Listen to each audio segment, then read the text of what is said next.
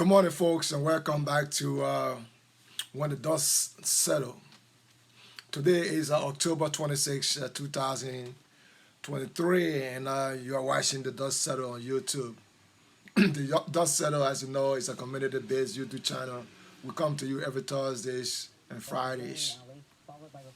I know there are a lot of things happening around the world. I just want to bring you up to speed. In May, there's a guy they call Robert Card who uh, carried a mass shooting and killed almost 18 people and wounded 13. The police are still looking for the guy. He's on the run. We know that the Secretary General Antonio Guterres, Secretary General of the United Nations, is in the hot water right now because of statement he made against Israel. You know, before you talk against Israel, you got to make sure you know what you say because of the powerful Israeli lobbyists that we have all over the place. For those of you that believe in sports, my team, I'm in Delaware, but because of we are adjacent or close to Philadelphia, we all support the Philadelphia teams. I support the Philadelphia Eagles. I support the Philadelphia Union, the soccer team. I support the Philadelphia Flyers, the hockey team, and I also support the Philadelphia Phillies. Phillies lost to the Diamondbacks in Game 7.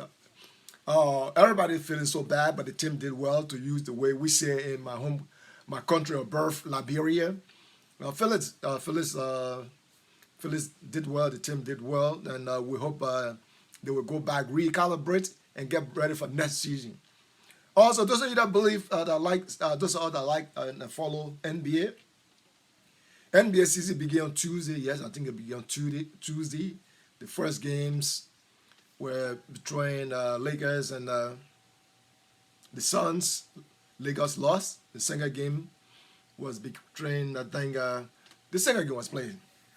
But my team, Philadelphia 76ers, will be playing tonight. They'll be playing the Bucks. You know, the Bucks got some new guys on the team.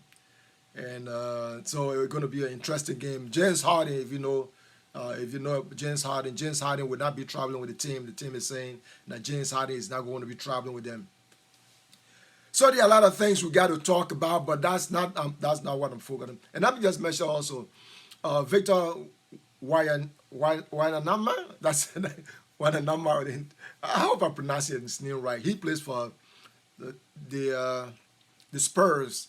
They played their first game against the Dallas Mavericks, Lucas and Kyrie Evans, but Spurs lost. But I watched a little bit of the game.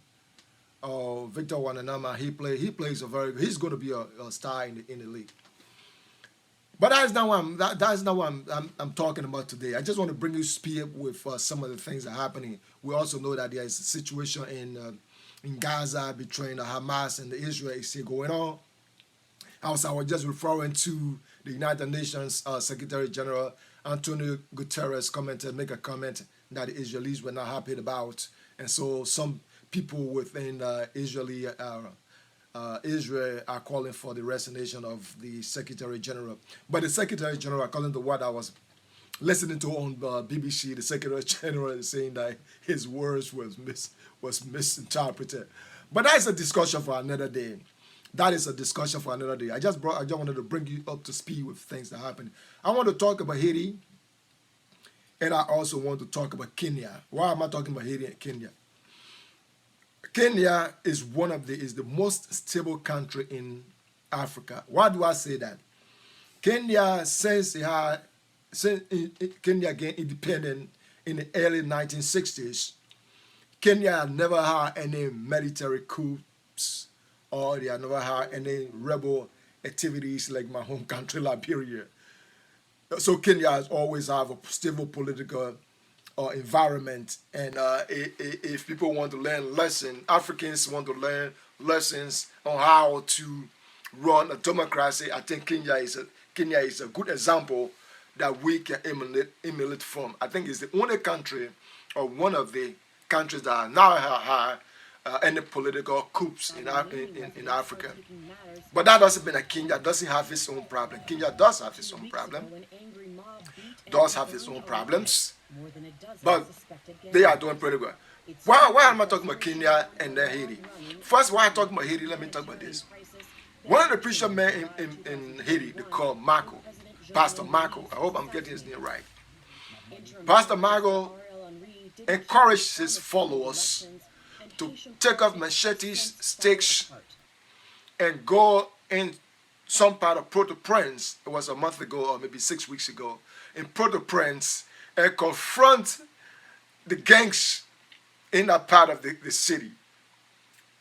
Machetes and stakes to go and confront guys with AK-47, AR rifles, and in the process of doing that, the preacher man took his followers into a gunfight with knives, and 7 of his followers were killed. I don't know what your view is, and I want you to make a comment on I want you to comment on this issue. I don't know why would the preacher man take his followers and put their lives in danger. But then, according to what I was reading on the internet, the preacher man said in a TV interview that those of his followers that were killed as a result of his action, they didn't have faith in God. That is why they were killed.